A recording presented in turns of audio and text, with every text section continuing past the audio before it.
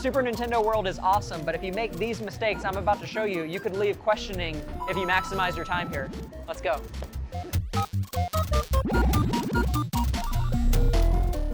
There are tons of interactive elements all throughout Super Nintendo World. So many of them, like I couldn't even begin to count how many. However, one mistake you could make is trying to just use one. It'll do that because you don't have a power-up band. You have to purchase a power-up band from either the vending machines or the one-up store in the land. It's $40, there's multiple characters, and then when you hit it, it works. Once you do purchase one of the power-up bands, it'll work immediately. You can just go hit one of the question mark blocks and things would work. However, you'd be making a crucial error, which is you can connect it to the Universal Hollywood app. You can scan the back of it and connect it and rename it. So you can create your own screen name and then track your score and your progress in the Universal app. So you don't have to use the Universal app if you don't want to. Maybe you don't want to carry your phone around. You can use your power-up band and scan it at this flag checkpoint, super in theme, and it'll pop up with your user and you can check your rank and do all kinds of things on the screen. So you don't have to use the app if you don't want to. Speaking of power-up bands, they are hidden Mario logos all over Super Nintendo World. And if you find one, they blend in really well and they're 8-bit characters when you tap it. There we go. Here is another one of the hidden 8-bit characters right here. This one's Mario. I'm not exaggerating when I say how many interactive elements there are in Super Nintendo World. One mistake you can make is just coming straight for the ride and nothing else.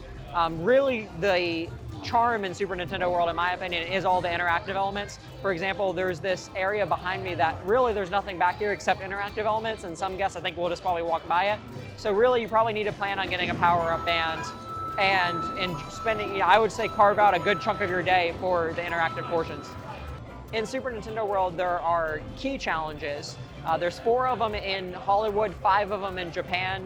There's one behind me here, a sleeping piranha, and you can know there is a key challenge because of the floating key.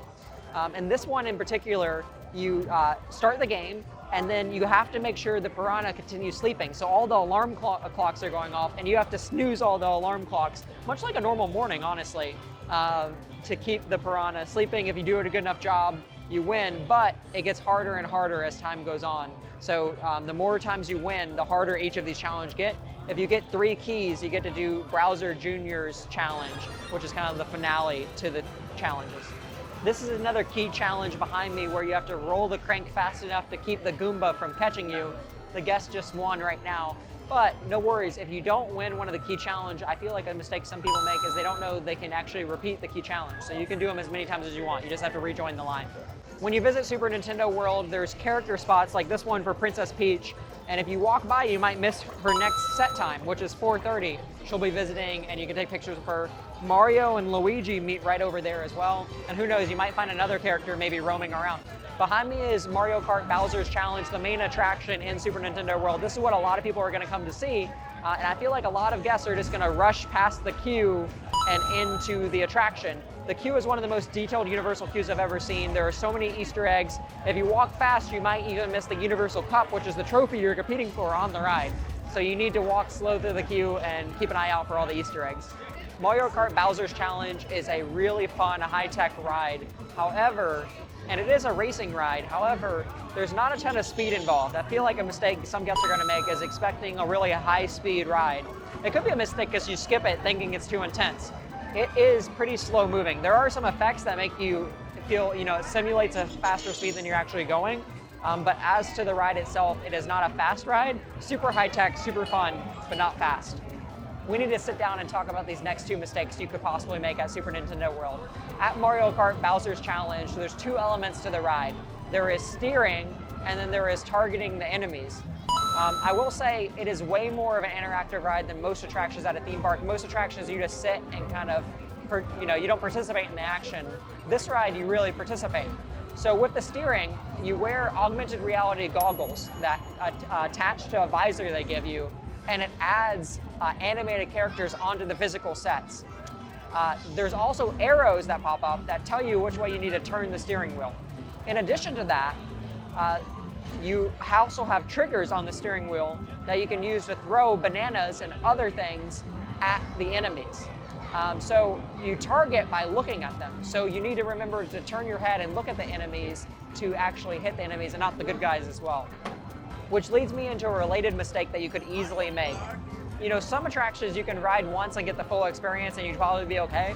This one, it's really tough to ride once and really say you felt like, you know, you had the full experience, because it is really visually stimulating and almost overwhelming your first time. Plus thinking about steering, plus thinking about targeting. It's really hard to do them all at once. So your first time, you know, your score is probably not gonna be super high. You're probably gonna miss a lot. So I would plan to ride at least 2 times. And this is the only attraction in Super Nintendo World in Hollywood for now. So just something to keep in mind, because it is gonna be really popular and you really probably do need to budget a lot of your time to riding this multiple times. A critical error you can make: when you visit the Toadstool Cafe, you have to try the Superstar Lemon Squash.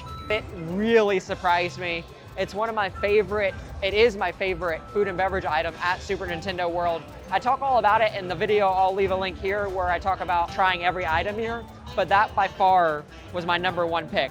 Time has come to share my biggest mistake to avoid. It's to not miss this, I would call it hidden staircase. There is an arrow here, but it's by this question mark block and these mushrooms, but I feel like probably 90% of guests are not gonna go up here, and there are great views up here.